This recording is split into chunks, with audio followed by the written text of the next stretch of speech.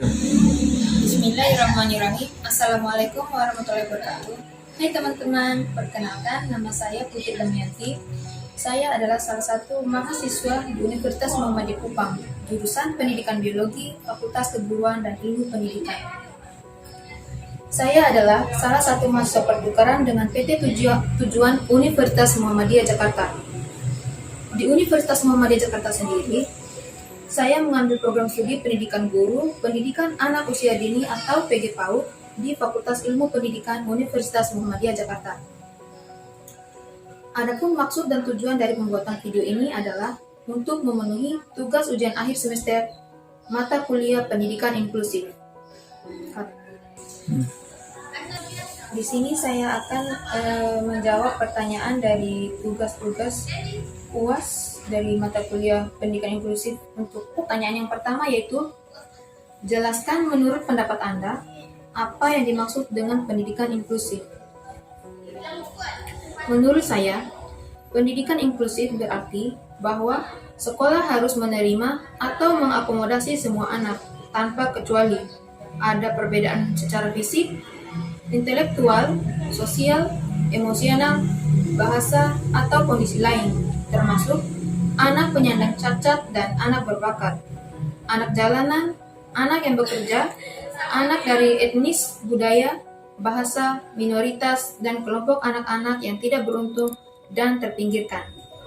Inilah yang dimaksud dengan One School for All.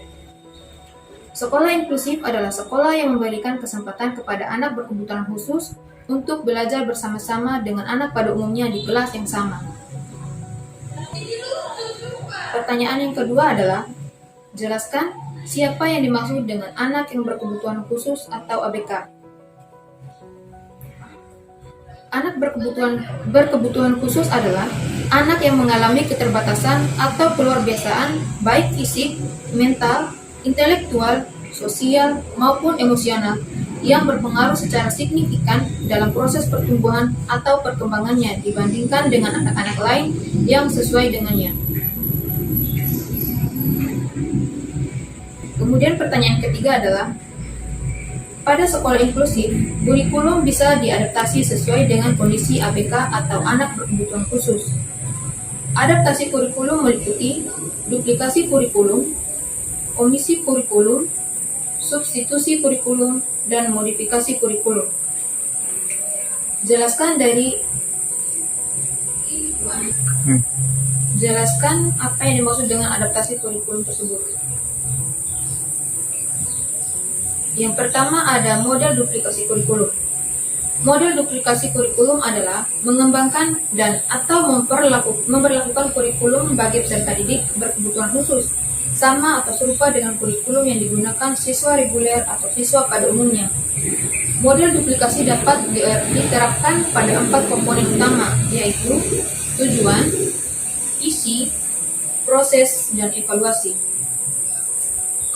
Ada mode omisi. Model omisi berarti menghapus atau menghilangkan.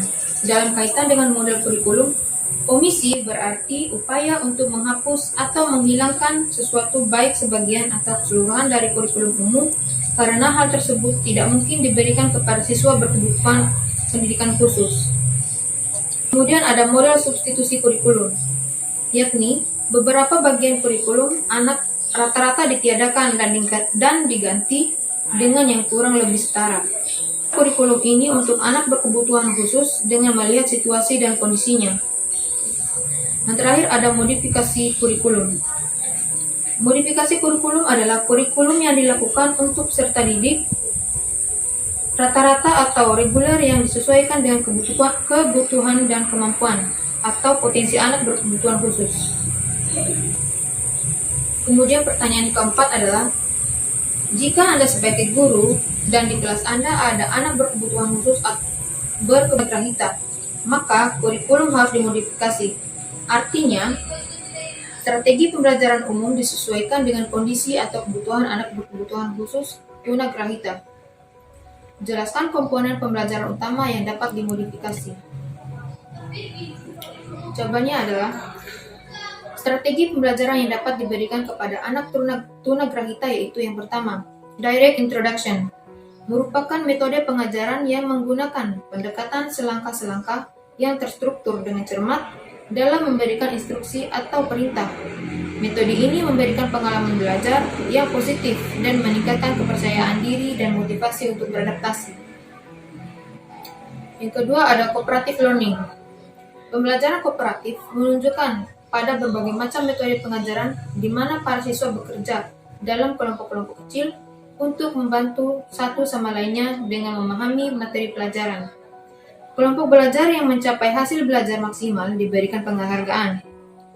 Pemberian penghargaan ini adalah untuk merangsang munculnya dan meningkatkan motivasi siswa dalam belajar.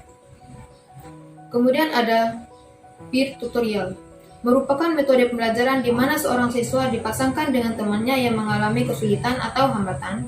Oleh karena itu, lebih ditekankan pada siswa yang mempunyai kemampuan bawa kemampuannya. Pertanyaan yang kelima. Setelah Anda mempelajari pendidikan inklusif, jelaskan pelajaran penting apa yang Anda dapatkan. Jawabannya adalah, pentingnya pendidikan inklusif bagi calon guru antara lain agar guru mengetahui apa, siapa, dan bagaimana ciri-ciri anak berkebutuhan khusus.